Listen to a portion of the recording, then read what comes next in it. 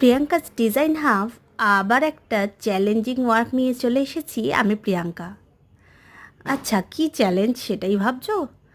Challenge কি জানি না, তবে এটা দিয়ে বলা হয়েছিল যে এটার মধ্যে কোনো রকম ডিপ কালার দিয়ে কাজ করা চলবে না।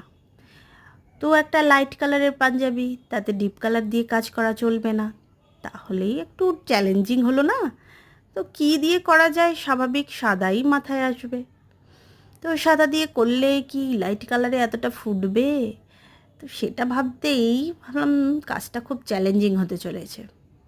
তাই তোমাদের সাথে শেয়ার করলাম যে কাজটা আদতে কি হলো সেটা তোমরাই দেখে বলো। কিন্তু লাস্টে একটা টুইস্ট আছে, এই টুইস্টটা দেখার জন্য কিন্তু তোমাদের পুরো ভিডিওটা অবশ্যই দেখতে হবে। আর এই আমার যদি কাজ ভালো লাগে তাহলে প্লিজ কমেন্ট, শেয়ার আর লাইক করতে ভুলো না। সঙ্গে একটা সাবস্ক্রাইব করে দিও আমার চ্যানেলটাকে, আরও মানে বেশি বেশি ইউনিক আইডিয়া পেতে বা আরও অন্যরকম আইডিয়াগুলো পেতেও।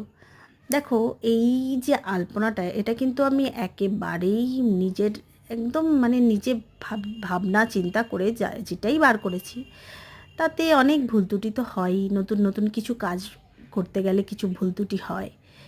তো সেটা মেকআপ করে তোমরা বলো যে তোমাদের কেমন লাগছে আমার কাজ, কতটা ভালো লাগছে নাকি না, সেটা একটু জানালে আমারও সুবিধা হবে কাজ করতে এবং এনার্জি পাবো তাতে।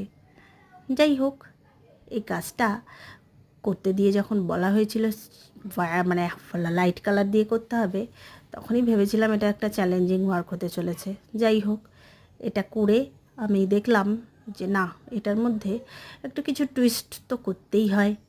তো সেই টুইস্টটা কি সেটা দেখতে হলে লাস্ট পর্যন্ত তোমরা অপেক্ষা করো।